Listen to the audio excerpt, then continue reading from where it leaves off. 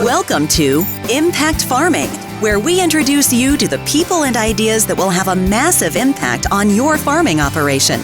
Brought to you by Farm Marketer. Sit down, start the engine, and let's roll with today's show. Some years feel like the perfect storm. Maybe it starts off dry, then the rain won't quit, which brings disease and bugs, and now the temperatures are dipping as low as the markets, and your stress has never been higher. All of this feels out of your control, and it is. But what if you knew you could weather the perfect storm year? With Global Ag Risk Solutions, perils, inputs, and revenue are covered. And that means you can farm exactly the way you want, no matter what the world throws at you. Get a quote at agrisksolutions.ca. Hello everybody, and welcome to another episode of the Impact Farming Show. Today I have an amazing guest with me, Dr. Tom Deans. Welcome. Tracy, great to be here. I am so excited to have you. I have been following your work, and Dr. Tom Deans is in Winnipeg here at the FCC Young Farmer Summit. You've been traveling across Canada, speaking to young farmers. What an amazing opportunity. It has been, and I'll tell you, every room has been different. Really? And yet every room has been the same. That sounds very odd, but a lot of themes right across the country, whether we're talking farmers, potatoes and PEI or wheat on the prairies. It is remarkable the commonality of the themes and the difficulties in transitioning family farms. That makes sense. Yeah. Okay, so I'm going to introduce you to our audience. Dr. Tom Deans is a professional speaker and an author. 2 fantastic books, Willing Wisdom and Every Family's Business. That is great. I'm pretty proud of those books. I believe books are not easy to write. I have heard. And and they've sold great. I'm really, really fortunate that they caught on. Well, yep. And you'll know, having spoke to all these young farmers, and we're at the tail end of today's event. And after, I'm going to let the audience know how this happens. Tom spoke on the stage, gave his message, which was amazing. And then there's the autograph period and the question period. And we've been delayed a little bit because there was so many hot questions, right? Yeah. It's very interesting. The Q&A after my speech was good, but there wasn't a super number of questions. But then when it came to the signing books and the one-on-one conversations, tons. This is such a personal subject. It is such a sensitive, emotional, complex subject. And people are just very reticent about sharing their stories in public. So, very interesting day. That doesn't surprise me at all. And you know what? They're younger farmers as well. And there's small communities and people know each other. And we sometimes think, even though the human condition is the human condition, we sometimes think, oh, I'm the only family going through this. Oh, I'm the only one feeling this. So I could see that they wouldn't want to speak up. So I am going to try and do your presentation justice. I want to ask you some quick questions about farm family business. What are farmers doing wrong? I think what farmers are doing wrong when it comes to transitioning is, I'll give you a hint. Everything? Did I steal it? They're doing nothing. Okay. One of my favorite lines in my book, Every Family's Business, is that silence is the great destroyer of the Canadian family farm. It's not families that talk about how the farm will transition. It's not farmers who have annual family meetings with their advisors present, bringing transparency and structure and predictability to the transition. It's the farmers who are so overwhelmed by the complexity and the emotional tug on the heartstrings and the preservation of the legacy and all of this crazy stuff. They don't know where to start, so they wrap it in silence. And they destroy their wealth, they're destroying their family relationships, and it's heartbreaking. Yeah, I've seen it happen to people I know, families I know, and same thing. And It's tough because these are hard conversations. Where do you start? How do you treat all the children? Those are big conversations. So I'm so happy and no surprise that your books have been selling like hotcakes, because who else is talking about this? You know, I think what makes the book a little bit different is I'm not a consultant.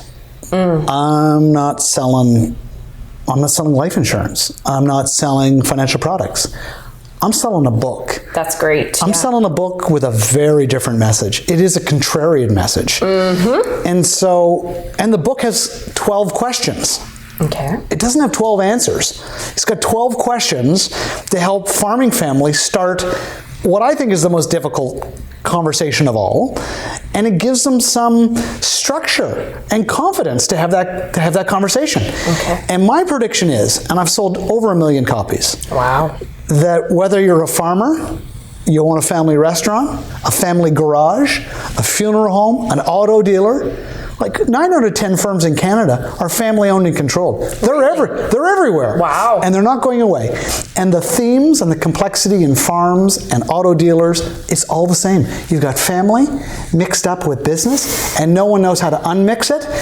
These 12 questions in this book do precisely that. They are brutal questions. Really? They are really hard questions. But if a business owner can sit down with their family and get through it, I guarantee family dinners, family celebrations, family picnics, there will be no holiday that is better, calmer, more fantastic than if they didn't ask the questions. Once you go through these 12 questions, finally peace visits the family, often for the first time.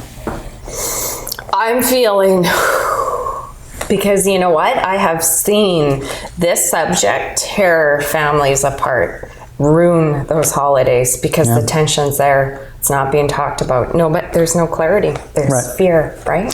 And I think often people don't want to start the conversation because they figure if we talk to our kids about how the farm is going to transition, we're just going to open up a can of worms. And then everyone's going to fight. Yeah. So we're going to leave it alone. And I say, leave it alone till when? And they go, die, of course. Till they die.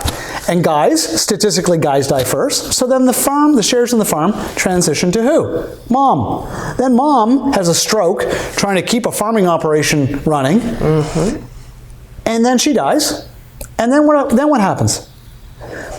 Kids need to figure it out, I assume? Half the farmers don't have a will. So the province of Manitoba, the province of BC, the province of Ontario, every province has their own formula for chopping up the farm, but virtually every province will put brothers and sisters together in business as equal partners.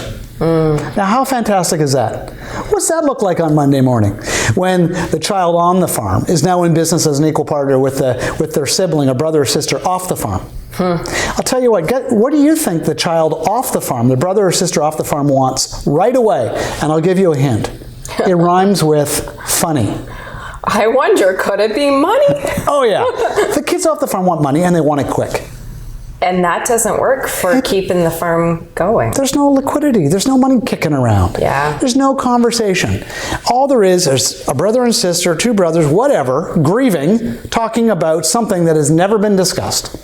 It's the worst time to try to do farm succession planning when people are grieving.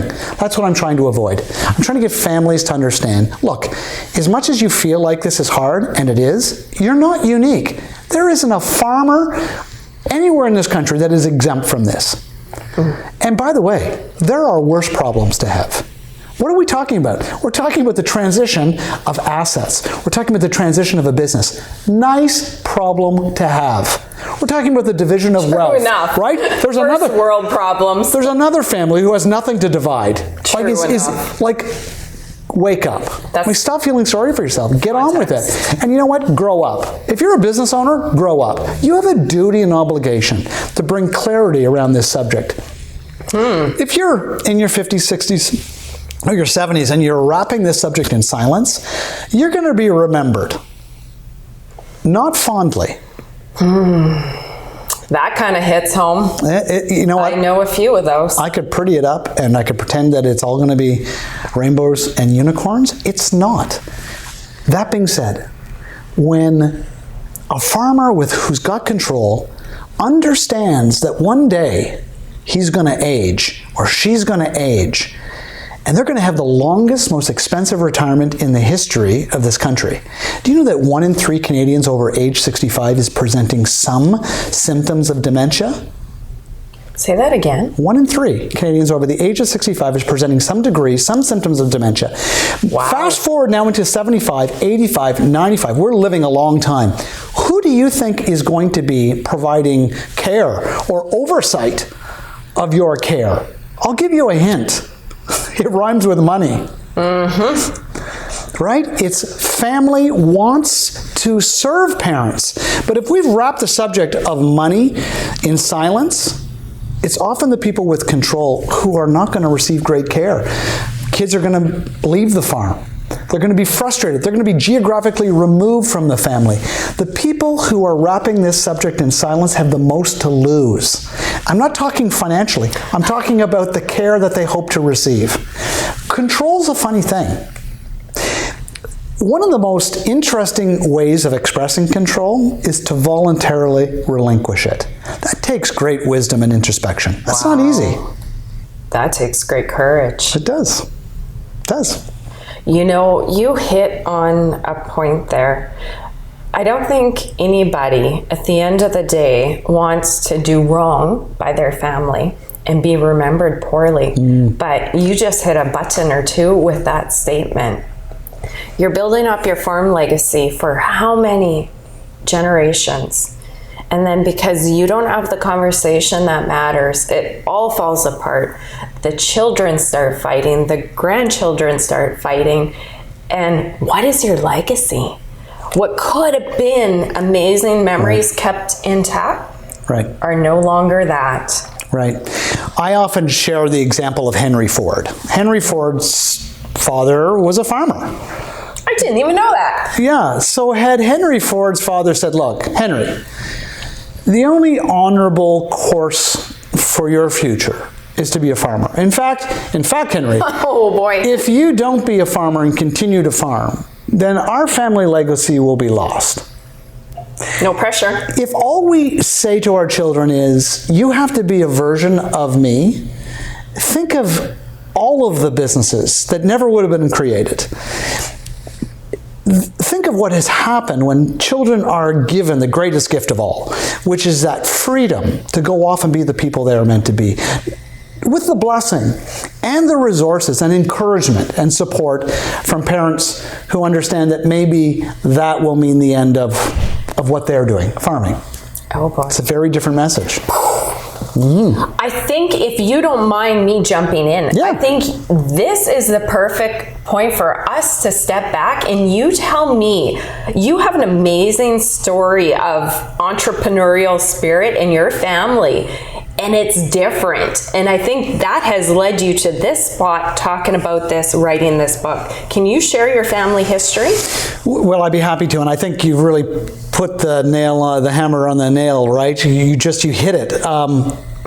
We don't pass family businesses. My great-grandfather, both in the tire business and hotel business, my grandfather in the chemical manufacturing business, my father in the plastics business, I'm in the publishing business. I have 2 kids. One of them is a wicked entrepreneur. He's in high tech. He's got his own high tech business. 4 generations, 4 very different businesses.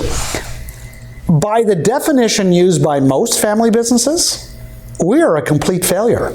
We've never transitioned a business, an operating business, to the next generation. By any definition, by anyone who has written a book on family businesses, we measure the success of family businesses, when I say we, the world, in generations. 4th generation family farm, oh my gosh, Tracy, way more successful than a third. Third? Oh, way more successful than a second. Old is good, built to last, and that's what we're left with.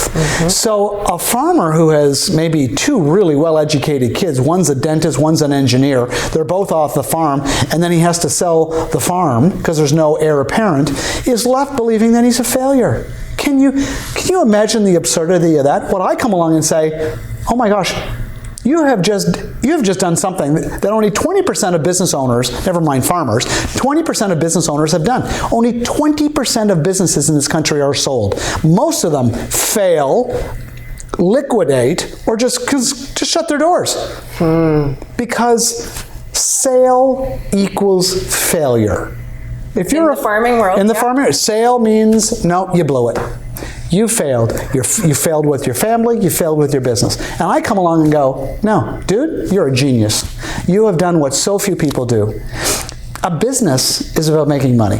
When we can make money, sell a business, sell it inside the family, we'll come back to that. Sell it inside the family to a child. Sell it outside, I don't care.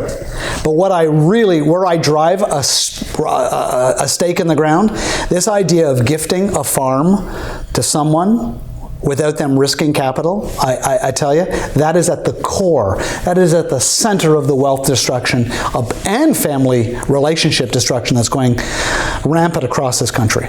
Yeah. You know what?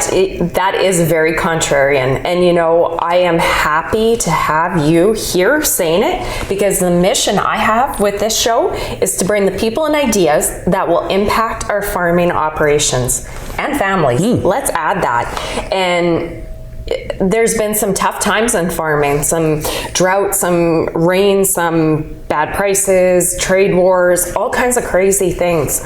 And even if you go through Ag Twitter on social media and look at some of the comments, you see the pressure that these people are putting on themselves. This is a 4th generation farm. How do I even stop? Where maybe some of them, the answer is to sell it.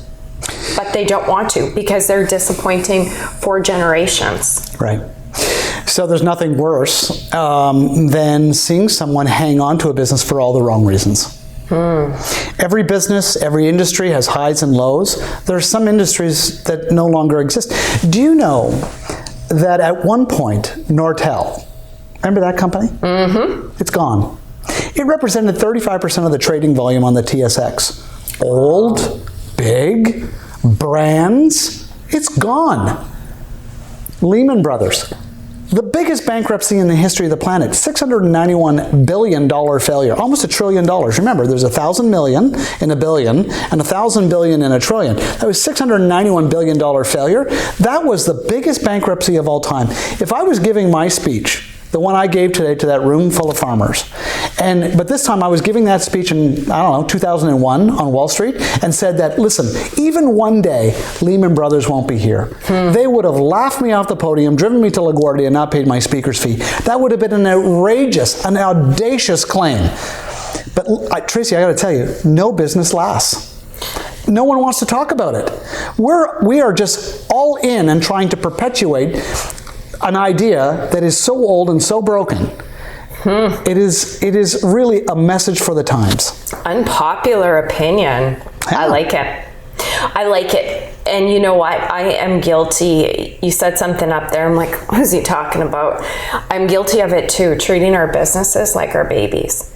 And I like this message that you bring, because at the core of the family farm is the family. And if we get our priorities mixed up and don't think about it as a business, it just is not going to be operated that way, right? Right, and I often like to ask kind of polarizing questions. I mean, if you were given a choice, almost like Sophie's choice, what's more important? Maximizing profits on the farm, from the farming operation, or building a family with deep, trusting, profoundly trusting relationships? Enduring relationships. If you had to pick between those two, what would they be? Profits, of course. Just joking. I had to say the contrarian thing. It was just, that's me. Of course, family. And we don't quite think of it that way. So here's the way I would answer it. I would say family, and guess what? And then guess what would happen? Then the profits will come. You'd make maximum profits. Yeah. Exactly. In that order. When we try to do it the other way around, it doesn't work. Sorry, I had to do it. No, I think most of your viewers would be going, oh, profits. I mean, profits follow. If you can't make profits and you can't feed your family, then, relationships, right? Yeah. But if you really think about it, there is no more powerful economic machine, no more powerful economic instrument on the planet than a high-functioning, high-trusting family that is in business together. It's a wicked, potent force. But they do it backwards, right? They think the money will make the family strong. It's the other way around. You're right. It's the other way around. And I think when families can talk about how that business will transition, that's how they build trust with the next generation, because the path is clear. The rules of engagement for buying the business at full market value, when that wisdom and information is imparted at a very young age, and young farmers know that they have to buy the shares. Think of it, buying one share in the family farm when you're 18, and then another share when you're 20, and then maybe 5% when you're 25, and another 8%, and 7%. You know, time marches on. When you're 50 years old, not 80-year-old, and your parents are 100, when you're 50 years old, you've bought the farm. I mean, not died. You've bought the farm. You've bought it, and you own it, and you did it the old-fashioned way, by risking your capital. There's an old saying, you can eat a cow one burger at a time. If I said, Tracy, hey, see that cow over there? Eat that cow. You'd go, that's ridiculous. I can't eat a cow. I'd say, eat it one burger at a time. Same thing with buying the farm. Just buy one share at a time. And over time, it becomes habitual. And the plan and the conversations become repetitive, and everyone knows how it's going to go. Yeah. That's a family whose interests are aligned. It works. And there are farming families that are doing it. You're just not reading about. Who wants to read about that That's boring. Right. That's a boring family. Let's turn on the TV and watch something entertaining, right? Or let's read the community paper about that farm that's all the kids of mom and dad have died, and everyone's lawyered up, and now they're in court, which is public, by the way, folks. It's public. It's a public forum, and it's being reported on in the front page of the newspaper. Everyone's sipping their coffee, nibbling on their toast, reading about the dysfunction in that family. We get the families we fear, not the ones that we design. We get the families that we fear because we're overwhelmed emotionally by the complexity of this subject. Amen. And don't worry, it's all being talked about at the coffee shop before. They got it all there. It's the worst kept secret. Everyone knows. Everyone knows there's no will. There's a total train wreck coming. And of course, what happens? The neighbor picks off the family farm for pennies on the dollar. That's how the farms have been aggregated across the prairies from day one. Yeah. The smart family feeding on the broken family. That is a really good point. And again, that is why I have this show and spend my time going across the country to bring great speakers to our audience, because I firmly believe if we want family farms to continue, if that's the right option, we need to start acting like business owners and not family. Oh my gosh. Running a lifestyle or what we call a business. It's a business and family. I couldn't have said it any better. I just think, in fact, I've never heard it expressed so clearly. That is exactly the problem. We treat our business like family. We treat it like a pet. We treat it like a friend. We treat it like a legacy. We treat it like anything but a business. And we think that, I don't know, it's going to take care of itself. Listen, you got a balance sheet, you got an income statement, it's a business. Yeah. And business just no one flukes making a lot of money. No. It's hard work, it's good decisions, it's taking measured risk, it's reading, it's researching, it's paying attention, watching, listening, learning, not, making mistakes, but not making the same mistake. That's what business is. And the smart ones get bigger, right? They get bigger and bigger and bigger because it's just the way our market system works. Our market system is wicked. It is brutal. It is unrelenting. It never sleeps. And it rewards people who take risk, measured risk, and it just gobbles up weak people who don't make hard decisions. And it's ruthless. I'm a business owner. If I'm smiling and nodding, been there, done that, am there, will always be there. And not just farming. Right. Manufacturing. Everything gets bigger, and they prey on that small, weaker competitor. Mm-hmm. Absolutely. Yeah. Okay, so we covered where we're at, what we're doing wrong, how we should be treating, and how we should be transitioning. Tell me. So one of the difficult parts of my speech when I'm talking to young farmers, like I was today, was I talk about their need to risk their capital to buy the family farm. And of course, I see all these young people looking up at me, doughy eyes, going, well, that's great, Tom. Our farm is worth $3 million. land prices like $5,000 an acre, $6,000, $7,000 an acre, I would buy my parents' farm because I really believe in my ability to take it to the next level. It's worth $5 million. I like what you're saying. There's only one problem. I'm $4.9 million short. Like, how is this going to work? Yeah. Land appreciation, these things are too expensive. I mean, really, the better plan for me, they're telling me, is with their eyes. They're telling me, I just got to wait for someone to die, and then I'll get it for free. Yeah. And then I'm quick to remind that young farmer, dude, your parents are going to live a long time, much longer than their own parents. God, farmers aren't dying at 72. I mean, some are. But statistically, male farmers, that demographic, have tagged on more years to their longevity of their life than any other demographic in Canada. So guys aren't dying at 72, 84, 94. So Junior is now 64. If he's waiting for control to shift on death, they're going to be waiting another 40 years. Well, and you see that sometimes grandchildren are coming into the operation. Right. And the son or daughter, they're still waiting for control. And now this next generation's chomping at the bit. Right. How does that work? Well, if you think working shoulder to shoulder is complex on a family farm, try working shoulder to shoulder to shoulder to shoulder. Statistically, it is going to be quite possible for 4 generations, not 3, 4, to be alive and working in one farming operation. Now, if you want the definition of crazy, that would be it. Yes. Crazy. Well, and just naturally, I mean, you look at age and generations and risk adverse to young and risk hungry. That is just, wow. Right. Wow. How would you balance that? Right. So coming back to the central question, which is, great plan, Tom. Farm's worth $4 million, $5 million. I'm 3.9 or 4.9 million short. How does this work? What I really am talking about is a really structured annual family meeting. Okay. Where parents, instead of hoarding their wealth to the very end of their life and then dying and then saying, here's $3 million each, children, or 30, or too much money. Really what I'm talking about is the farmers getting some of the equity out of their business now and making modest living gifts to their children. Say you got 3 kids. You got 2 off the farm and 1 on the farm. Sitting your kids down in a family meeting and saying, listen, your mother and I have decided to tackle this subject of farm transition. We've taken some money out of the farming operation, and we'd like to give you each $10,000 each. And it's a gift from our heart.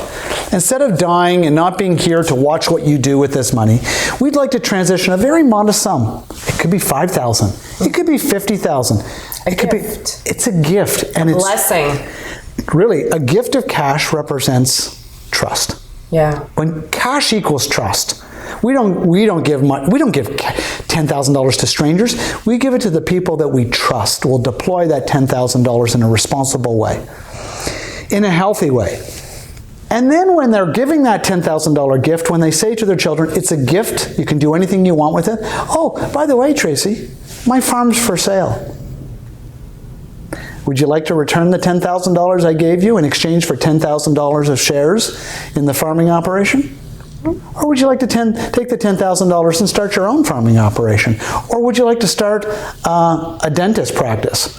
Or, I don't know, a construction business? Or a manufacturing business? Follow the money. Tracy, you and I both know money never lies. No, follow the money. Follow the money. Really, what I'm asking the next generation to do is risk their inheritance to purchase the farm at full market value. This really is fascinating. There's a lot of farmers that are learning for the first time that all 3 kids pack up and they take the $10,000 and they don't want the farm. You got children who are hanging around the farm for all the wrong reasons. They figure if they leave the farm, they're going to be disinherited. Why would we, in God's name, would we leave a farming operation to someone who doesn't want to risk their capital and buy it? Yeah. We're using economic incentives to keep people on the farm for all the wrong reasons, and it's destroying farms and families from the inside out. Do you know that only 30% of farms survive to the next generation when they're gifted?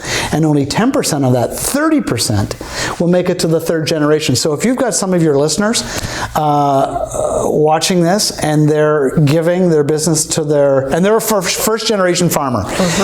They've got a 3% chance of their grandchildren and owning and operating the business. 3%. I believe it. I'm a business owner times 2, and for a variety of reasons, I believe it. There is nothing like skin in the game and everything on the line or on the shoulders to make you work like you need to work to make a business work.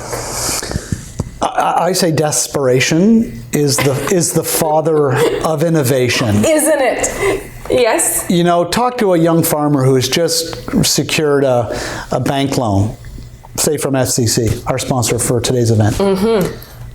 That person isn't going to sleep well, and they're going to get up in the morning and they're going to make amazing decisions. They're going to work hard. They're going to be so careful how they deploy that loan. They're all in.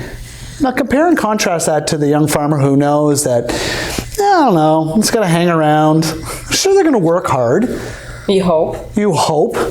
But there's no family conversation about how the farm shares are going to transition. Pretty much everyone is working under the assumption that everyone's going to get an equal amount when mom and dad die, whenever that is, 3 years, 30 years. And it's like, whatever. Tell me how that farmer is going to compete against that young farmer who's just taken a loan. He is all in, or she is all in. They're going to upgrade their skills. They're reading the trade publications. They're making great decisions. They're investing in, their knowledge of inputs and science and finance and futures and Amen. Someone's going to win and someone's going to lose. I know who's going to get gobbled up for pennies on the dollar. I am a business owner, and you just described it. I have one word for that: hungry. Hungry. You're hungry. Yep. You need to make it happen when you have equity on the line, right? Yep. And you see it. You see it. Bingo. Okay, so that is great. There's just so much in your presentation where we could go into hours and hours. What are some of the things that you hear the young generation venting about? Do you want to go there? Yeah, sure. I mean, number one would be, and I kind of alluded to it, but it would certainly be the frustration that every time they broach the subject, right, with their parents about how the business will transition, they get shut down. Or if the young generation are complaining about their salary, their compensation. Okay. There's a lot of underpaid young farmers, right? What did you say? Slave labor? What did you call it? Underpaid. Yeah. Yeah, well, they are. They're the first unpaid employees, right? They start off as young kids doing chores. And then that turns into a wage, often below minimum wage. And then if they whine a little bit more, they get paid minimum wage, right? There's a lot of that going on farms. Everyone knows what I'm talking about. And then when the kids kind of muster the courage to complain about that, often what they hear from their parents is, relax, don't worry about it. Because one day, all this will be yours, right? Do you see what just happened there? The farmer in control has just told their children that employment income, labor, is the same as equity. They're two different subjects. Absolutely. Do you think the people working at Coca-Cola think they own the joint? They're trading their time for a wage. Yes. But only in family farms and family businesses do we mix up labor, hourly wages, with equity. So then the next generation hears that from their parents. Oh, okay, I guess I'm going to get the farm for free. Yeah. But then they don't really understand when or how or what that looks like. Trust me, it'll all work out. I hear this all the time. I've got a plan. Don't relax. Just work hard and everything will work out fine. Just relax. Don't worry. Yeah. Well, guess what? The person who's saying that has no will. 12.5 million Canadians without a will, including half of all farmers over age 50. So that's staggering. So if mom and dad have this great plan, half of them who say they have a great plan, they don't have it written down. A verbal plan for the transition of the farm that keeps peace in the family, just a verbal plan, no will, that plan and $2 will get you a cup of coffee. That's it. That is scary. It's not only scary, it's a disaster because it sets expectations. So you have a lot of young farmers who aren't doing any saving or investing on their own because they figure, well, I don't need to save. You know, I'm kind of got it all made for me. I'm just going to get this free farm. Yeah. And then age 65 rolls around, mom and dad are in their 80s, they die, sure, they get the farm for free. Then they get all sorts of tax liability, and then they find that their brothers and sisters are unhappy, so they sue them for their share of the farm, and guess what? They have no savings. Yeah. How does that serve children by wrapping this subject in silence? You know, I think farms, and from all the times I see it, family, friends, all the stories that you hear talking to people, it's just a bit of the perfect disaster. I don't think the business conversation has come in soon enough. It's getting there, I hope. Right. I'm trying to change that. Operating the farm like a business, that will change the mindset. How is the departing generation going to sustain their living? That's part of it. I think there's also the control issues, and farmers never want to quit. Right. They fear having that conversation because then they don't get to do what they love. Right. Because it's not a business. Right. It's a lifestyle. Yep. I even thought about it. I am X years old. I can't give away my age. I won't. And I look at that and I go, man, I'm young, but it's coming quick. Yep. And before I know it, it's going to be there. And I could just imagine, I don't have children, but I could just imagine. I like to say I'm on that line. I'm old enough to understand and young enough to understand these ones here. Mm-hmm. So from the older generation, I could feel that pressure coming up, and I've heard it, right? This younger generation is expecting this. Well, what happens to me if we don't have a plan? I fear I shut down, right? Mm-hmm. And also, I'm going to avoid the subject.